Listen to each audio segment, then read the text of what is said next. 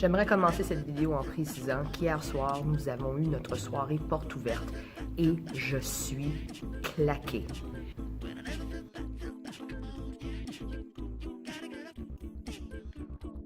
The person who decided to have a regular school day after our annual open house evening, there are questions that need to be answered. As in, why? Why a regular school day? Donc, ça fait presque 1 mois et demi depuis que j'ai publié une vidéo sur ma chaîne YouTube. Et pourtant, j'avais commencé ce projet en disant que j'allais faire une vidéo par semaine. Alors, pourquoi est-ce que je n'ai pas affiché, publié, mis de vidéo sur ma page? C'est très facile. Je suis fatiguée, je suis claquée, je suis épuisée. Puis c'est juste comme la mi-octobre, presque. Mais est-ce que c'est normal qu'on se sente si totalement vidé, dépourvu d'énergie? Je suis en train de fouiller dans mon dictionnaire en synonyme en faisant cette vidéo. Si tôt dans l'année, c'est pas mêlant. Le mois de septembre est un mois chargé, surtout à mon école. Pour moi, je planifie presque toutes les activités pour l'année au mois de septembre. Je prévois ce qu'on va faire au mois d'octobre, au mois de novembre, au mois de décembre, dès le mois de septembre. J'en parle avec mes élèves pour qu'on puisse avoir un squelette ou des balises de ce qu'on va faire pour l'année. Donc, c'est épuisant de faire toute cette planification-là. Mais est-ce que c'est nécessairement une mauvaise chose d'être si fatigué? Si on est fatigué et heureux, est-ce que c'est acceptable? Est-ce que c'est meilleur d'être fatigué et malheureux? Évidemment, si on est malheureux parce qu'on est fatigué, c'est pas une bonne chose, mais si ultimement les choses qu'on fait nous rendent heureux, est-ce que c'est correct d'être fatigué? Alors, qu'est-ce qui s'est passé au mois de septembre qui m'ont rempli de bonheur, qui m'ont fait dire hey, je suis contente d'être prof et j'aime ma job. Well, to start off, we had our annual student council presidential debate, which is not really a debate, more like a question and answer assembly. And during this assembly, we had 3 very strong, in their own way, candidates. And the candidate who won did not win because they were more popular, they were cuter, they were, better dressed.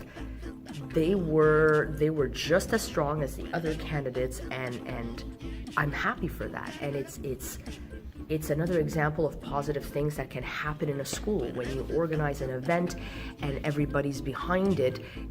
Even though it's exhausting, it makes me happy to see that these activities and these events happen. Autre chose qui s'est produite aussi, c'était le congrès annuel de leadership, le CCLE. Non, le CCLE. Congrès canadien du leadership étudiant. Donc, le CCLE cette année a eu lieu à Edmonton, une ville où je n'avais jamais mis les pieds. Une ville très plate, pas plate dans le sens c'est ennuyant, mais plate parce que les montagnes sont d'un bord, si on peut les voir, puis c'est très très plat, c'est les plaines, c'est flat.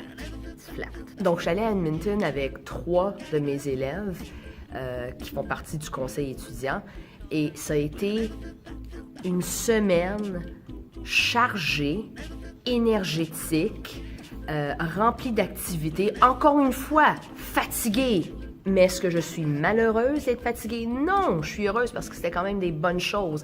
C'était des assemblées, des conférences menées par des gens tels que Chris Hadfield, qui ressemble drôlement à un directeur. Quand on pense pas, hey, est-ce que c'est un astronaute ou un directeur d'école? Je suis pas sûre.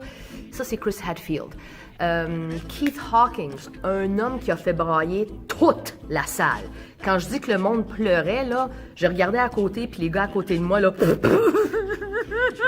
pleurais. Bon, mais Keith Hawkins a parlé surtout de la diversité et comment il faut pas juste tolérer la diversité, mais il faut l'accepter, il faut l'accueillir à grands bras et dire merci à cette diversité-là. Ne pas oublier de dire merci à tous ces gens-là qui nous ont appuyés.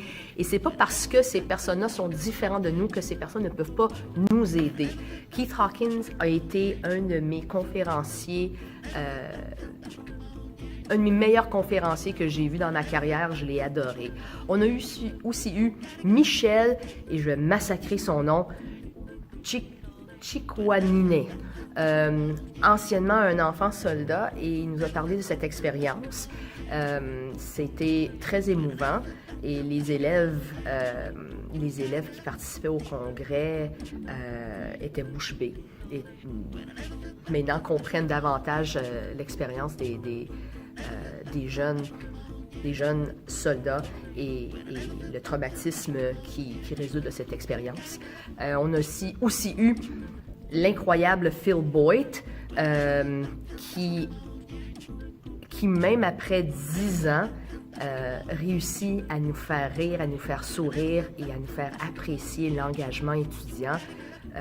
Parce que, au fond, s'engager dans une école, c'est pas juste faire ses devoirs puis étudier. Non, c'est de créer une connexion, de créer un lien avec les personnes autour de nous. Et c'est ça l'important dans le succès scolaire. C'est pas juste de réussir son examen de maths ou d'histoire ou de français, c'est de réussir personnellement, émotionnellement, c'est de réussir sur ce point-là. Et très souvent, le succès académique, dépend de ce succès émotif, ce succès psychologique. So is it necessarily a bad thing to feel exhausted knowing that good things came out of it? I mean, I'm not saying that you need to feel exhausted all the time, but should exhaustion necessarily be viewed as a bad thing, especially if it has brought a lot of positive things? Open house last night. I'm spent. I'm dead. I'm exhausted. I would like to be in my pajamas in my bed right now and not in my classroom trying to figure out what am I going to do with my students' first period. I mean, I have an idea, but I'm so pooped right now, I'm wondering if my pants are still on. But open house was fantastic. It was memorable. We talked with so many parents who are genuinely interested in coming to our school. And I'm exhausted, but was it a bad thing what I did? No, I'm exhausted because the day was long and I should have gone to bed sooner when I came home and not stayed up to watch like TV shows with my husband, but I wanted to relax and spend some time with my husband. So I went to bed a bit later than I expected. So is that necessarily a bad thing to feel exhausted knowing that you did a good thing? So much for trying to create a seamless video. Teacher came in, I had to stop the video, and next thing you know, 10 minutes have gone by. I guess that's why jump cuts exist.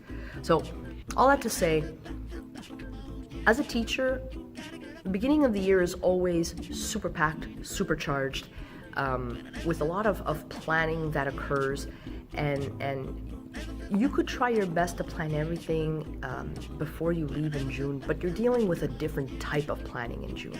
You're finishing your year, you're unplanning, or you're finalizing what has happened during the year, and you're trying to make sense of what happened during the entire year. So putting order into your head will allow for a better planning in September. So I'm exhausted, but am I necessarily unhappy from that exhaustion? I guess it's how you perceive it and how you see it. And I see it as, if my students are happy, if I'm happy, if the vibe at school is a positive one, then I guess a bit of exhaustion is okay. And that's why I have coffee. Have a great day, Internet. Madame la Prof out.